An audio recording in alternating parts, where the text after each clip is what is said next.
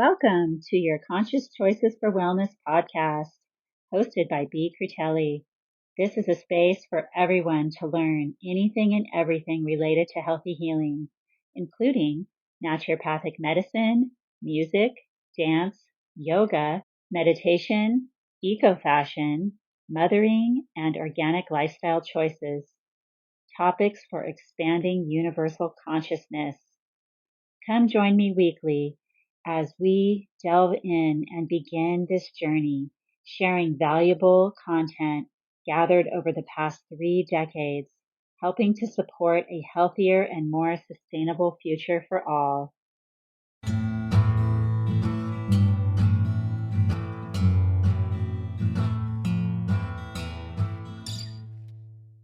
Hello and welcome everybody to today's episode. This is part 2 of the microbiome connection, and I will be discussing 10 ways that you can help support your gut health that are very easy to do. Last week, I had part 1 where I went over how we are connected with the earth and how soil has a lot of the same microbes that actually we have also in our own bodies.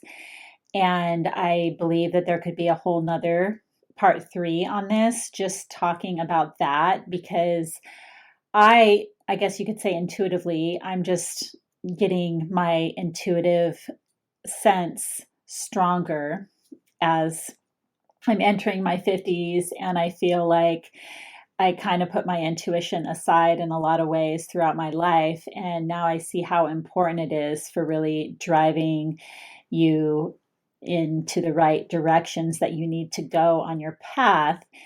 And our microbes are connected to the microsphere, let's say, that is in the planet.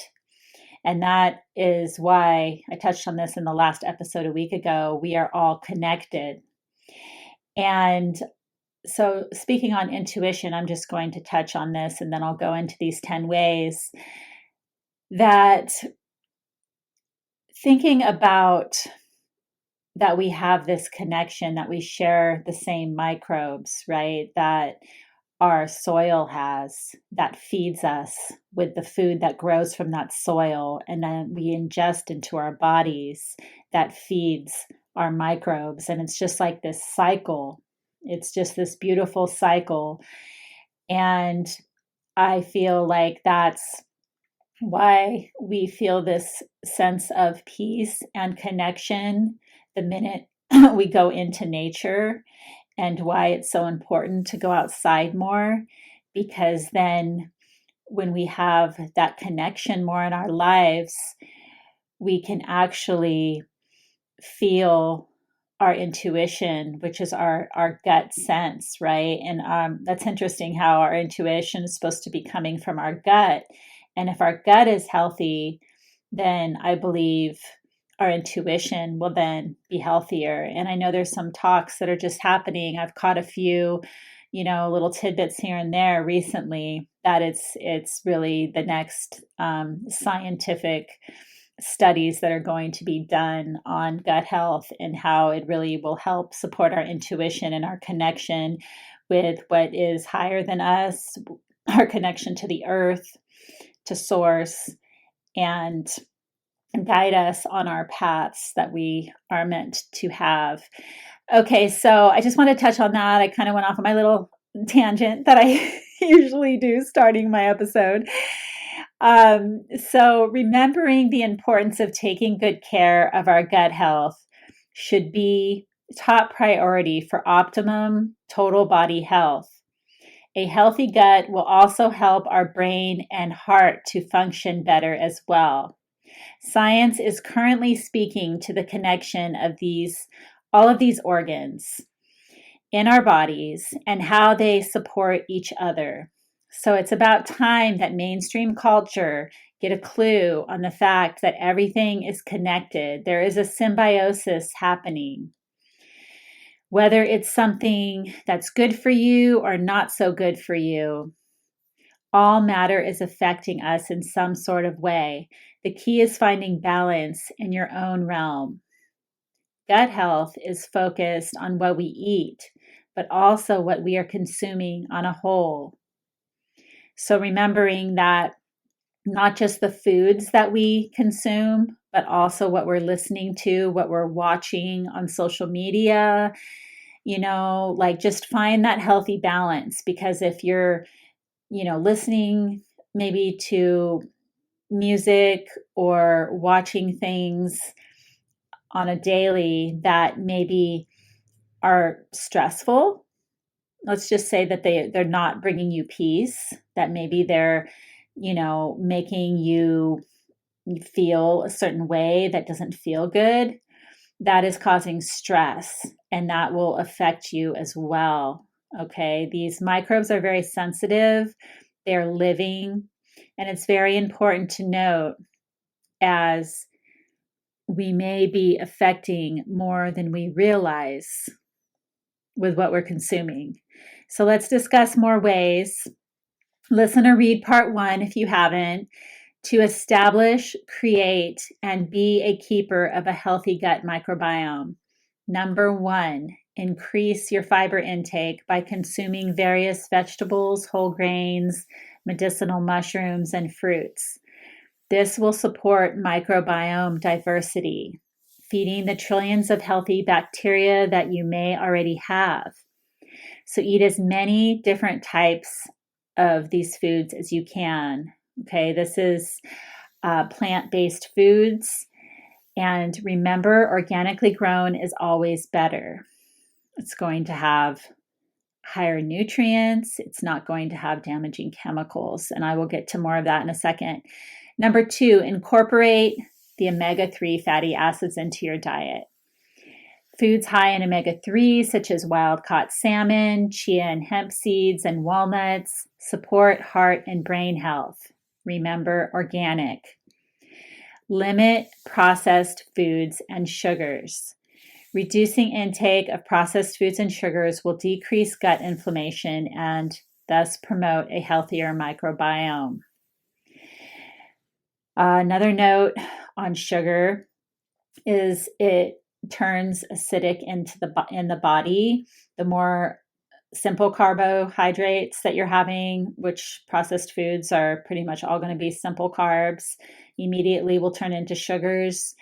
The more sugar you're eating will, and I'll talk about the fruit sugars too for a second, will be more acidic on your system.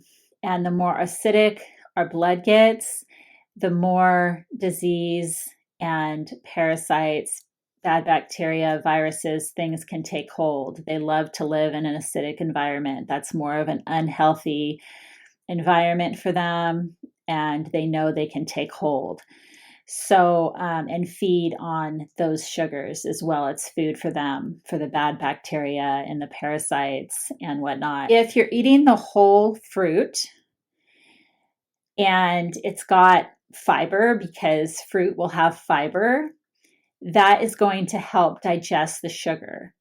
So anything that is sweet that you're eating that has some sugars, some natural sugars in it, if you also have fiber in your diet, especially eating it at the same time, that is going to help break down the sugars, bind it and get it, where it needs to go and out of your body. And so just remember fiber. Most of us are not getting enough fiber, including myself. This is something I need to remember every day. Even though I eat pretty well, I could use extra fiber. Number 4, avoid pesticides on foods. So glyphosate is one of the most dangerous herbicides, pesticides, that is a toxic chemical that destroys gut health, contributes to leaky gut syndrome.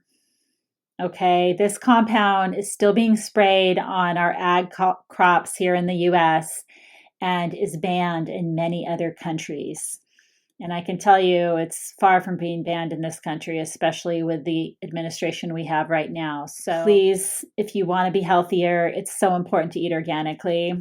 And there is research now that's really sad, stating that because this chemical is so prevalent out there that it's even being noticed in organic crops, that organic crops that are tested are having minute amounts of the glyphosate blowing over from organic crop over here, conventional crop over here, and there's crossover happening. That's how toxic it is.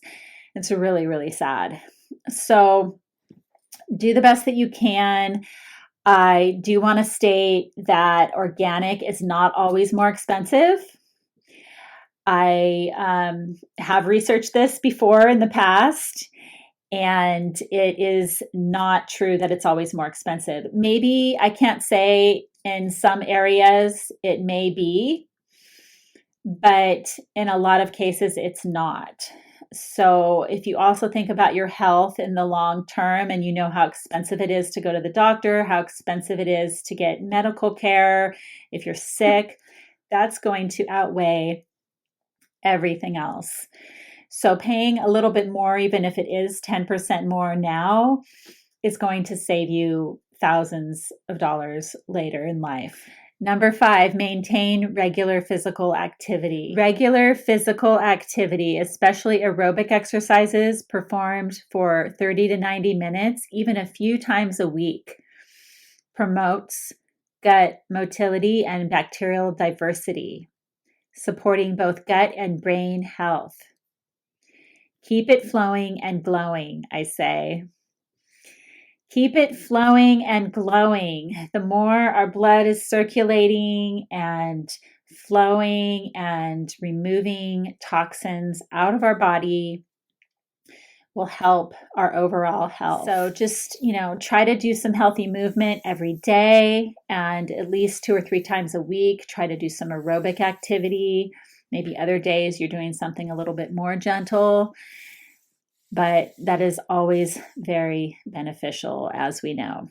Number 6, manage stress effectively. Stress reduction techniques, practicing mindfulness, meditation, and yoga can alleviate stress levels, which in turn benefits gut health and reduces symptoms like diarrhea or constipation.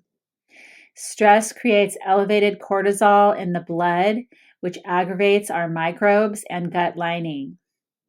Also, healthy sleep, relationships, decision-making, etc. will be helped as well. Number 7, ensure quality sleep.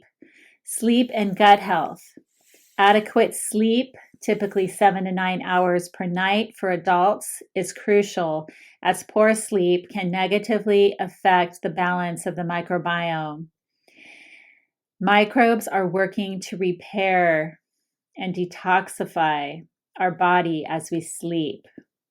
They're doing good work, okay? Because as I talked about how many of them there are, that they outnumber our cells even in our body.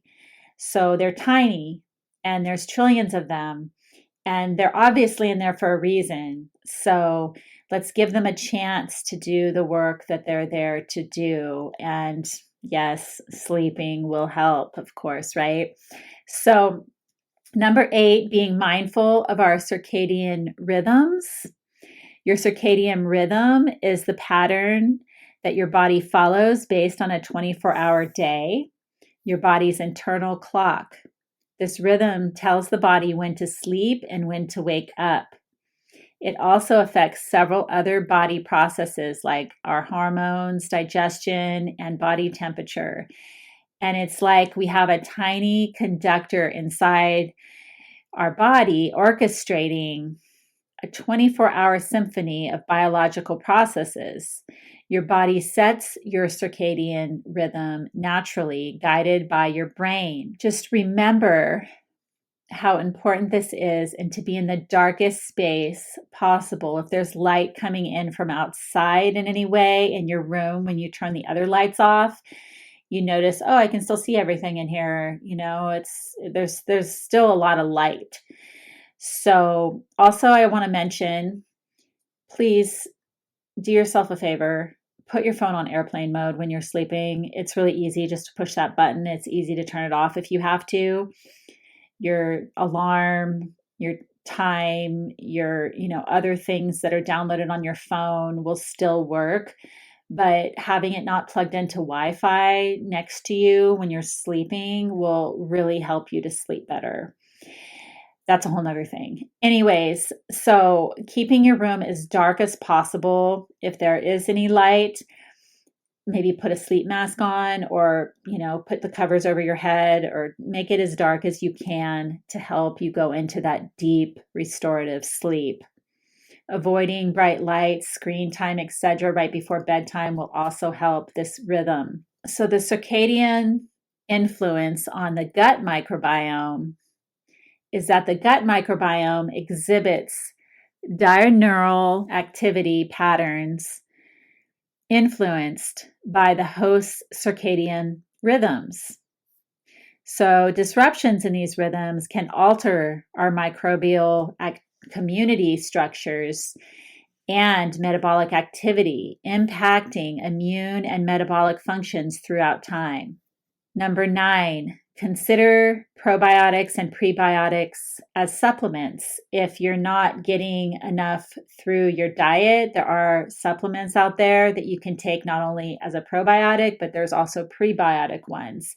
And it's usually some type of prebiotic fiber. So I think it's a lot easier to get the prebiotics through food. But if you have money and you want to get a prebiotic fiber supplement, if you're trying to get more fiber into your diet, they are on the market as well. And they're not as expensive usually, unless it's like a combination of a bunch of different things. It might be a little bit more. But some examples of prebiotics are starchy and whole diversity of foods that feed our probiotics so that they can flourish and multiply naturally. Could be jicama, slightly unripened banana, where it's still got green on it, kiwi fruit, chicory, pea fiber, beta glucans from mushrooms, and collagen. So bone broth is really, really, really, really good. There's some very good grass-fed collagen powders out there as well. So I'm sure there's many more things. Those are just the ones that I kind of listed off the top of my head, out of my brain. But probiotics to incorporate through your diet could be anything fermented. And when I say fermented, it's naturally fermented. I'm not talking about like pickled things in a jar, like pickling foods. A lot of times people are using harsh vinegars, like distilled vinegar. Any kind of vinegar that's not raw, unadulterated apple cider vinegar is not really good for your health. And it's going to be really, really acidic and not, something you want to be consuming on a daily. So fermented things like yogurt, talking about grass-fed organic yogurt. There's even, coconut, really good coconut yogurts out there like Coco June. There's cashew yogurt out there that's pretty good by Forage. Sauerkraut, kimchi, miso, kombucha that doesn't have a lot of added sugar. My favorite brand is Dr. Brew. It's not too sweet. And just make sure that your yogurt also isn't loaded with sugar. I can tell you right now that some of the mainstream ones out there, like Yoplait, for instance, that's been around forever since I was a kid, that stuff is really not healthy. It's not a health food. And also, I would suggest just looking at the label, making sure it doesn't have a lot of sugar and that there are at least 2 to 3 strains of beneficial bacteria in the yogurt. So number 10, we're on number 10 now, is grass-fed collagen. The amino acids in collagen, again, I'm just saying it like that because I talked about this one of my first episodes back in, I think, September of last year when I first got this podcast going, how important collagen is for the body. We lose it as we get older into our 40s. It starts to drop. I think I've heard anywhere from 1% to 3% every year. So we do need to start being aware of that and supplementing with it more. The amino acids in it will help produce short chain fatty acids like butyrate, which nourish our gut bacteria and reduce inflammation. Now, butyrate is also very active it's an active compound that is in ghee, GHEE. If you don't know what this is, it's clarified butter. Please use grass-fed again. That would be the most nourishing. And it is quite expensive to buy. I try to find it on sale or I make my own. But ghee is very, very good for you in many different ways. You can use it externally, internally. It's something that's used a lot in Ayurvedic medicine, and it has natural butyrate in it. So it is a very, very healthy thing to have on hand that will nourish your gut and your gut lining. Your gut lining relies on these amino acids like the glycine, proline, and glutamine, which are abundant in collagen. So glutamine or L-glutamine helps repair and maintain the integrity of the intestinal wall, reducing permeability, often referred to as leaky gut syndrome. So lots of us have that. Leaky gut is caused by, I was mentioning before, the chemical that is in our conventional food called glyphosate that has been proven to contribute to leaky gut syndrome. And that's when the wall, the lining of our stomach gets damaged. And then certain things that we would not want to go into our bloodstream, into other parts of our body, like our brain, start to permeate the wall because it's damaged. And it can be damaged by all kinds of chemicals in our environment. Glyphosate is one of them. But we want to try to think about repairing that gut lining. That's very important. Okay, so if you think you might have leaky gut, if you have a lot of GI tract symptoms, irregular bowel movements, or a lot of bloating, belching, maybe your stomach hurts at times when you eat certain foods, you're very food sensitive, you have a lot of allergies to certain things, there's a possibility you could have leaky gut syndrome happening. It's very common. Don't worry about it. There are easy things you can do. So these 10 really easy, cost-effective things here that I spoke about are all pretty much food related, sleep related, exercise, mindfulness, meditation, yoga practices that we can all incorporate into our daily and weekly routines that will help our gut microbiome, which and then, as we know, will also help the rest of our body. It'll help our brain to think better. It will help our heart to work better and will help our intuition so we know what decisions to make in our life and good choices. So thank you so much for listening. I really appreciate all of you for connecting, and please drop me a like somewhere or a good review wherever you're listening. I would really highly love that. And let's connect next week. I will be having a guest very soon. I have a couple of people in the works that I'm going to get on the schedule, and hopefully as soon as next week. Talk to you soon. Take care. Stay strong. Blessings. Bye.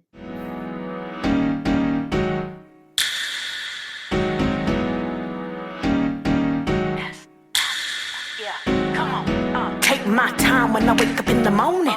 No stress, no way. Fix my hair, yeah, I'm ready and I'm bowling.